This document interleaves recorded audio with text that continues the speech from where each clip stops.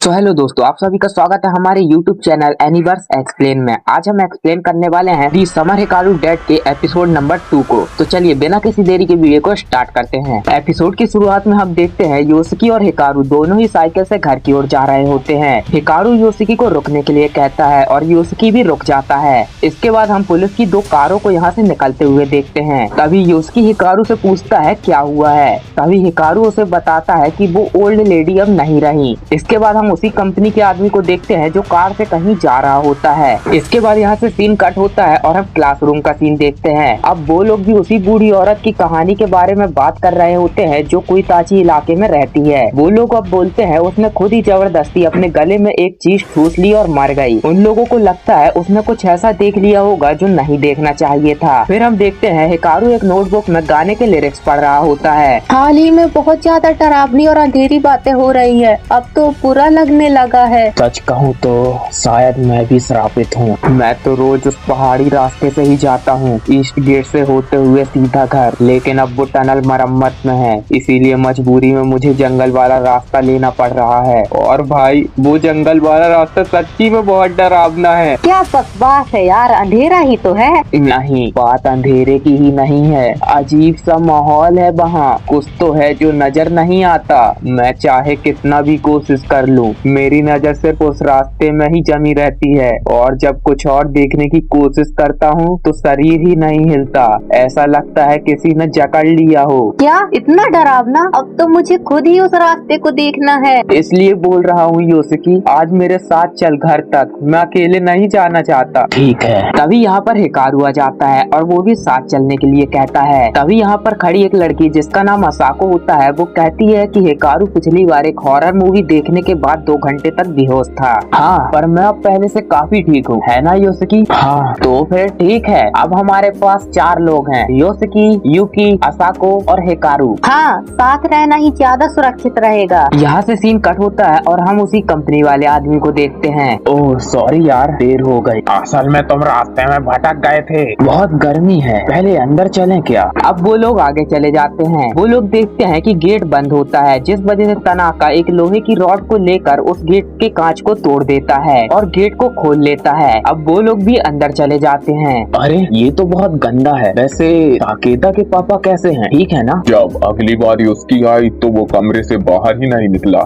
मुझे तो पहले से ही शक था। यहाँ पर किसी की मौत तक हो चुकी है, शायद तुम्हारी कंपनी या जो भी है उसके यहाँ घुसने की वजह से सब हुआ है। लेकिन अगर वो कुछ भी न जानने वाली कंपनी यहाँ ना होती तो और भी बुरा होता। इसलिए मेरी कंपनी को शुक्रिया करना चाहिए जिसने उसे रोका। कंपनी तो अपने किए का कोई हिसाब ही नहीं जानती। सिर्फ मास्तुरा की दादी ही नहीं, गांव में अजीब घटनाएं बहुत बढ़ गई हैं। पता है ना, इंदो का बेटा भी लापता हो गया था। शायद से वो रिचुअल ही फेल हो गया होगा और शायद इसी वजह से वो चीज असामान्य हो गई है। इसके बाद यहाँ से सीन कट होता है और हम जंगल का सीन देखते हैं जहाँ पर अब वो 5 पहुँच चुके हैं। ये जंगल और भी डरावना लगता है। अब ये लोग इस लड़के को छोड़कर यहाँ से आगे जाने लगते हैं। अरे मुझे यहाँ अकेला छोड़कर मत जाओ, मैं मर भी सकता हूँ। अब ये लड़का भी जंगल के अंदर चला जाता है। अब हम देखते हैं वो लोग यहाँ से सेफली बाहर आ जाते हैं। कुछ भी नहीं हुआ, तब तो नॉर्मल था। तुम लोगों का शुक्रिया, लगता है वो मेरा वहम था। अब ध्यान से वापस जाना। अब हम उसी कंपनी के आदमी को देखते हैं जो कहता है लगता है इसने पहाड़ पर जिस चीज को देखा था उसी चीज को उसने उस वक्त भी देखा होगा। समझ गया, शायद उसी के बाद उसका दिमाग थोड़ा खराब हो गया होगा। उसकी बेटी कामिकुसी रहस्यमय ढंग से गायब हो गई थी। ये बुजुर्ग औरत उस पहाड़ पर रहने वाली उस चीज से बहुत डरती थी। कहते हैं जितना ज्यादा डरोगे वो चीजें तुम्हारे उतने करीब आएंगी। अब हम देखते हैं ये चारों वापस जंगल के रास्ते से घर जा रहे होते हैं। फिर इसी जंगल वाले रास्ते से जाना पड़ेगा, थकाने वाला है यार। वो लोग अब आगे चल ही रहे होते हैं पर तभी योशिकी को कुछ दिखता है जिस वजह से वो वहीं पर रुक जाता है। वो देखता है दूर जंगल में कोई चीज हिल रही होती है जिस वजह से उसे बहुत डर लगता है। तभी हिकारू उसे आवाज देता है। जैसे ही योशिकी हिकारू को देखता है वो चीज उसके पीछे आ जाती है। आजा। तभी हिकारू अचानक हवा में उड़ जाता है और उसके नाक से खून भी निकलता है। यहाँ से सीन कट होता है। हम देखते हैं ये लोग किसी मिकासा के घर में चाय पी रहे होते हैं। हम अचानक मिकासा के घर क्यों आ गए? हालत उम्मीद से ज्यादा खराब, तो लगा एक सुरक्षित जगह की जरूरत है। अभी अभी मिकासा के घर के मंदिर में मैंने एक तरह का स्पिरिचुअल बैरियर लगवा दिया है। क्या? अब ये आदमी इस चाय को जोर से हिलाता है और उसे पूरा पी जाता है। अब ये आदमी सभी को बताता है कि वो आज सुबह पहाड़ पर गया था जहाँ उसे एक चीज मिली और उस चीज को सभी को दिखाता है। ये तो वही बैग है ना जो कोई इस्तेमाल करता था, या उसका बेटा हिकारू इसे पहाड़ पर लेके गया था। अब वो लोग इस बैग को खोलकर देखते हैं जिसमें से एक अजीब से फेस वाली चीज निकलती है, जिसे देखकर वो लोग बहुत डर जाते हैं। अब ये आदमी उन्हें बताता है कि इसके अंदर बहुत शक्तिशाली स्पिरिचुअल को भी भगाने की ताकत है। इसे साथ रखने से ज्यादातर भयानक चीजें पास नहीं आती। पहले तो मुझे लगा था पहाड़ की नेगेटिव एनर्जी इसी की वजह से गायब हुई है। रुको, पहाड़ की अपवित्रता का क्या हुआ? सब कुछ इसी पर डालना सही नहीं होगा क्योंकि ये बहुत बड़ी बात है और अभी वो बुजुर्ग औरत भी तो मरी है। अब ये आदमी उन लोगों से पूछता है क्या वो इसे अपने तरीके से पूरी तरह जांच सकता है। अब हम वापस से इस जंगल का सीन देखते हैं जहाँ पर इन दोनों को बहुत तेज आवाज सुनाई देती है, जिस वजह से ये लोग यहाँ से डर के भाग जाते हैं। इसके बाद हम हिकारू और योस्की को देखते हैं। हिकारू के नाक से खून निकल रहा होता है, इसलिए वो योस्की से एक टिश्यू मांगता है, पर योस्की उससे पूछता है तुमने कुछ किया है क्या, क्योंकि उसे कुछ अजीब लग रहा होता है। वो कर्स तुमसे चिपकने की कोशिश कर रही थी तो मैंने उसे कुचल दिया और अपने अंदर ले लिया, मतलब निगल लिया, कुछ ऐसा ही समझो। लेकिन उसने फाइट की जिस वजह से मेरी नाकों से खून निकलने लगा। और सुन योस्की, तू मेरे अलावा किसी और को मत देखा कर, क्योंकि जब तू दूसरों को देखता है तब वो चीजें तुम्हारे पीछे आने लगती हैं, क्योंकि वो भी बहुत अकेली होती हैं। समझ गया। और हाँ, तू मेरी सट मत की जिस तरह से। अब हम देखते हैं ये दोनों भी अब जंगल से बाहर आ जाते हैं। यूकी और असाको उन दोनों से माफी मांगते हैं क्योंकि उन दोनों ने उन्हें जंगल पर अकेला छोड़ दिया था। हिकारू, तुम्हें दर्द हो रहा है क्या? नहीं, मुझे तो दर्द महसूस ही नहीं होता। हिकारू अब कहता है तुम्हें साथ ले जाए बिना भी मैं हमेशा तुम्हारे पास रह सकता हूँ, पर ये ध्यान रहे कि ऐसा दोबारा ना हो। अब हम पास्ट का कुछ सीन देखते हैं जहाँ पर उसके डैड उससे कहते हैं अगर किसी से सच्चा प्यार हो तो उससे जल्दी से शादी कर लेनी चाहिए, अगर नहीं की तो की समय तुम्हें पहाड़ में ले जाएंगे। ये इंडो परिवार की परंपरा है, लेकिन इस घर के लोगों को वो हाथ नहीं लगाता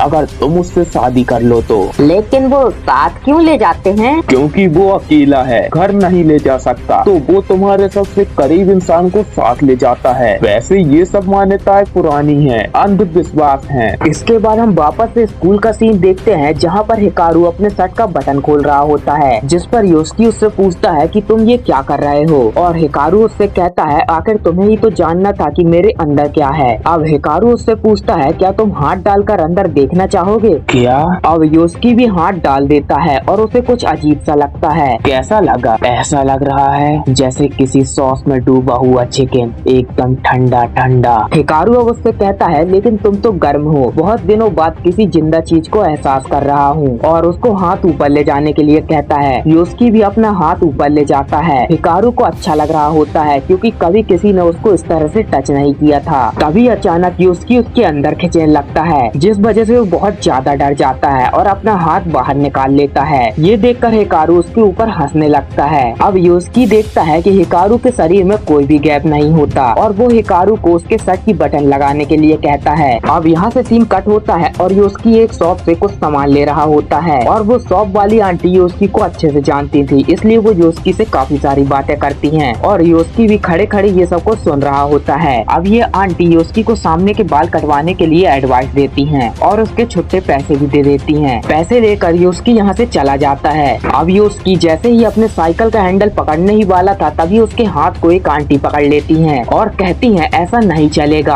अभी के अभी रुक जाओ। पर योस्की उन्हें नहीं जानता था और उसको कुछ भी समझ में नहीं आता। अब आंटी उनसे कहती है तुम बहुत ही खतरनाक चीज के करीब हो, तुरंत वहाँ से दूर हो जाओ, ऐसा रहा तो तुम उसमें घुल मिल जाओगे। घुल जाना मतलब? समझाना थोड़ा मुश्किल है, मगर तुम उस दूसरी दुनिया की चीजों से ज्यादा घुल जाओगे तो इंसान ही नहीं रह पाओगे। पर आप हो कौन? अरे अरे डरो मत, मैं तो बस आम की औरत हूँ जो यहाँ से गुजर रही थी, बस दूसरों से थोड़ा ज्यादा देख सकती हूँ, ये झूठ नहीं है। अब ये औरत बताती है जहाँ वो पुराने पत्थर के खम्भे है वहाँ पर एक पहाड़ है जहाँ पर बहुत समय से अजीब और डरावनी एनर्जी महसूस हो रही थी। मुझे पता था कि वहाँ पर कुछ खतरनाक है, पर वो डरावना एहसास अचानक कहाँ गायब हो गया कुछ भी नहीं पता। लेकिन अब ऐसा लगता है वो तुम्हारे आसपास है। आपको कुछ पता है क्या? नहीं, इतना कुछ खास नहीं जानती हूँ, लेकिन अगर तुम ऐसे ही रहे तो जरूर तुम्हारे साथ कुछ बुरा होगा। ऐसा मैंने पहले कभी नहीं देखा, पर मैं समझ सकती हूँ तुम्हारी कुछ मजबूरी रही होगी। अब वो औरत कहती है जब तुम बात करना चाहो तुम इस जगह पर संपर्क कर सकते हो और उसे QR देती है। इसके बाद हम देखते हैं यूस्की अपने बिस्तर पर लेटकर मोबाइल देख रहा होता है और पुरानी बातों को याद कर रहा होता है। तो यहीं पर ये एपिसोड खत्म होता है। अगर आपको ये वीडियो पसंद आई हो तो वीडियो को लाइक कर देना और कमेंट करके जरूर से बता देना आपको वीडियो का कौन सा पार्ट अच्छा लगा। चैनल को भी सब्सक्राइब कर लेना क्योंकि यहाँ पर हम एनिमे को एक्सप्लेन नहीं बल्कि उसे महसूस करते हैं। मिलते हैं नेक्स्ट वीडियो में, तब तक के लिए टाटा, गुड बाय।